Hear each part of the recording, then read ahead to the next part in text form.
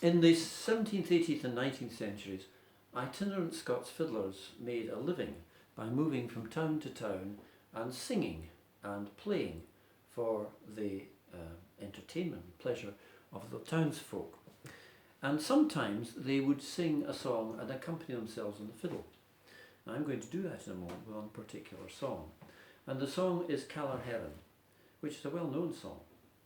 The words are by Lady Nairn, and we imagine that they are sung by a New Haven fish girl who sells fish from door to door and goes up into Edinburgh and sells it there. And she's singing about, well, the words are really about how we don't think about the difficulty and real danger that the fishermen face, gathering in the fish, sometimes in stormy conditions, and fetching it safe back to harbour so that we can have it on our table for dinner.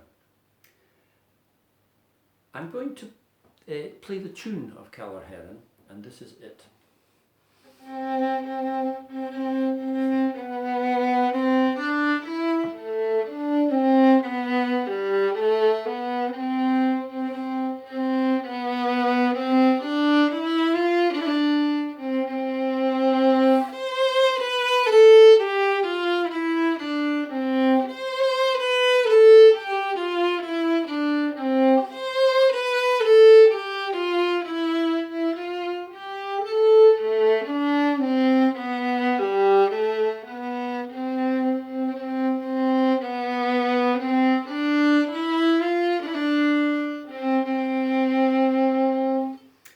Actually a slightly abridged version of the tune. There's a wee more to it than that.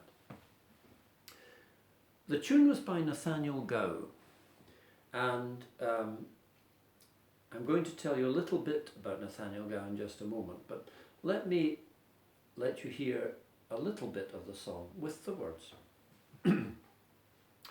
Wall by my Calar Herrin, there bonny fish and hail song faring. By my Calar Herrin, New John frail of war. And when ye're sleeping on your pillows, dreamt ye oft of our poor fellows, darkling as they face the billows, oh, to fill our woven willows. By my Calar Herrin, New John fail of war. Perhaps I should explain that Calar means fresh herring. Well, who was Nathaniel Gow, the man who wrote that tune?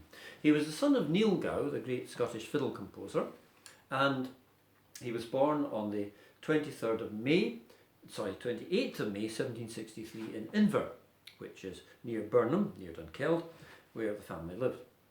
His father was the fiddle composer for the Duke of Atholl, and he is very, very well known in folk fiddle, folk music circles. His son, Nathaniel, showed early promise as a musician, and eventually went to Edinburgh, the Scottish capital, which was a buzz of excitement. The Enlightenment was happening at that time, and intellectual and artistic activity were at a very, very high peak. And there he was appointed to His Majesty's trumpeters at the lavish salary of £70 per annum. Now, to put that in context, his father got £5 per annum to be the Duke of Atholl's fiddler, so £70 was an awful lot.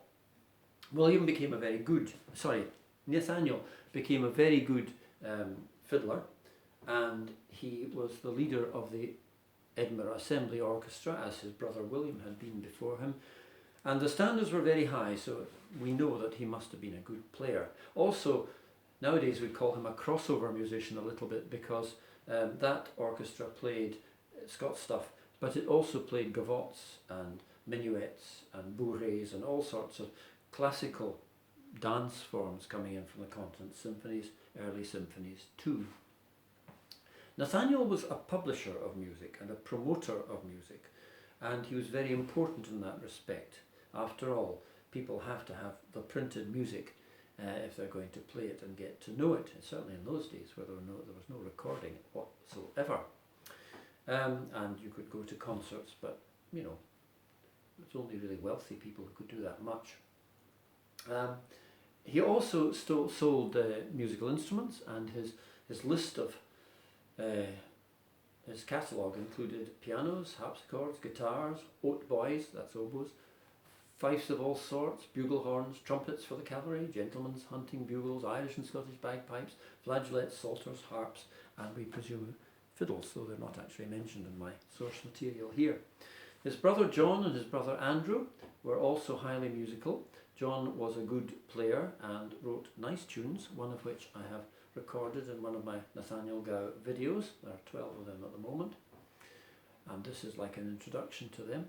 And Andrew went down to London, and he took knowledge of Scottish music down there and was fairly successful.